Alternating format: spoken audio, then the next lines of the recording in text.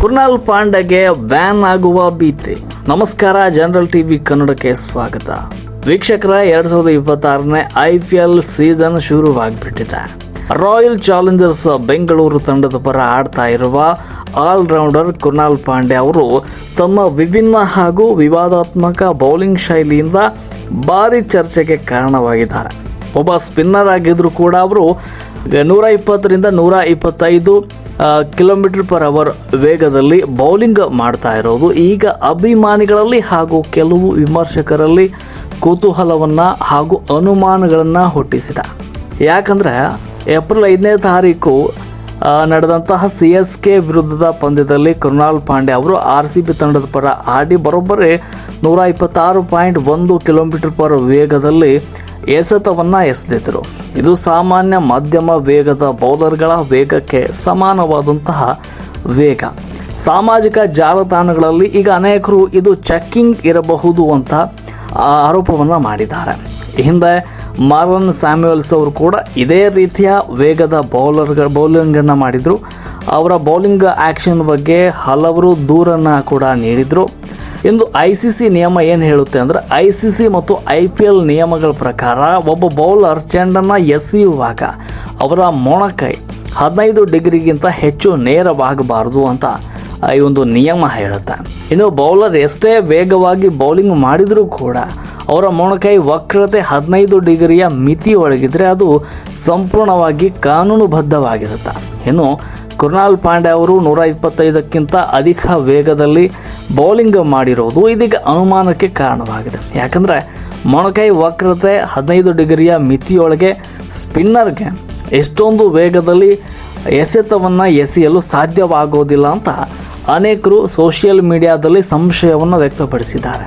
ಈ ಹಿಂದೆ IPLನಲ್ಲಿ ಇದೇ ಮಾದರಿಯಲ್ಲಿ ಚೆಂಡನ್ನು ಎಸೆದಿದ್ದ ವೆಸ್ಟ್ ಇಂಡೀಸ್ನ ಆಲ್ರೌಂಡರ್ ಮಾರ್ಲನ್ ಸ್ಯಾಮ್ಯುಯಲ್ಸ್ ಅವರ ಮೇಲೆ ನಿಷೇಧವನ್ನು ಹೇರಲಾಗಿತ್ತು. ನಾವಿಲ್ಲಿ ಗಮನಿಸಬೇಕಾದ ಅಂಶ, 2012ರ IPLನಲ್ಲಿ ಪುಣೆ ವಾರಿಯರ್ಸ್ ಇಂಡಿಯಾ ತಂಡದ ಪರ ಆಡಿದ್ದ ಸ್ಯಾಮ್ಯುಯಲ್ಸ್ ಏಪ್ರಿಲ್ 14ರಂದು ಚೆನ್ನೈ ಸೂಪರ್ ಕಿಂಗ್ಸ್ ವಿರುದ್ಧದ ಪಂದ್ಯದ ನಂತರ ಸಂಶಯಾಸ್ಪದ ಬೌಲಿಂಗ್ ಆ್ಯಕ್ಷನ್ ಬಗ್ಗೆ ದೂರು ಕೇಳಿ ಬಂದಿತ್ತು.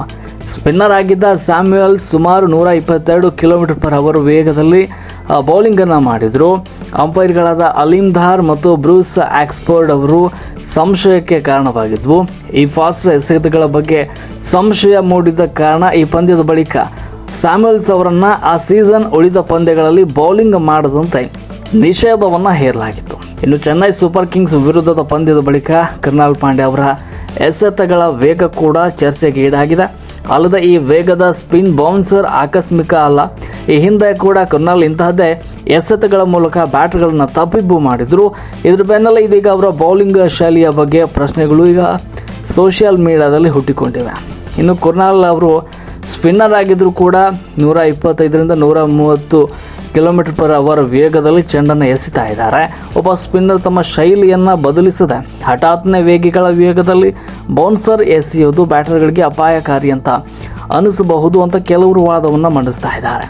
ಇನ್ನು ಕೃಣಾಲ್ ಅವರು ಬೌನ್ಸರ್ ಎಸೆಯುವಾಗ ಸ್ಲಿಂಗ್ ಅಥವಾ ಪಕ್ಕದಿಂದ ಕೈ ಬೀಸಿ ಬೌಲಿಂಗ್ ಮಾಡ್ತಿದ್ದಾರೆ. ಇದು ನಿಯಮಬದ್ಧವೇ ಅಥವಾ ಇಲ್ಲವೇ ಅನ್ನುವುದು ಅಭಿಮಾನಿಗಳಲ್ಲಿ ಗೊಂದಲ ಕೂಡ ಈಗ ಮೂಡ್ತಾ ಇದೆ. ಕೆಲವರು ಕೃಣಾಲ್ ಅವರು ತುಂಬ ಹೆಚ್ಚು ಪ್ರಯೋಗಗಳನ್ನು ಮಾಡ್ತಿದ್ದಾರೆ.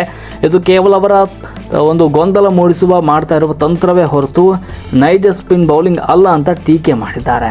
ಇನ್ನು ಚೆನ್ನೈ ಸೂಪರ್ ಕಿಂಗ್ಸ್ ವಿರುದ್ಧದ ಪಂದ್ಯದಲ್ಲಿ ಶಿವಮ್ ದುಬೆ ಅವರಿಗೆ ಸತತವಾಗಿ ಬೌನ್ಸರ್ ಎಸೆದ ಹಿನ್ನೆಲೆಯಲ್ಲಿ CSK ಮ್ಯಾನೇಜ್ಮೆಂಟ್ ಈ ಬಗ್ಗೆ BCCIಗೆ ದೂರು ನೀಡಲು ಮುಂದಾಗಿದೆ ಅನ್ನುವಂಥ ವರದಿ ಕೂಡ ಕೇಳಿ ಬಂದಿದೆ. ಅಂದರೆ ಚೆನ್ನೈ ಸೂಪರ್ ಕಿಂಗ್ಸ್ ತಂಡ ಕೃಣಾಲ್ ಪಾಂಡೆ ಬೌಲಿಂಗ್ ಆ್ಯಕ್ಷನ್ ಬಗ್ಗೆ ದೂರು ನೀಡಿದರೆ ಅವರು ಪರೀಕ್ಷೆಗೆ ಒಳಪಡಲಿದ್ದಾರೆ.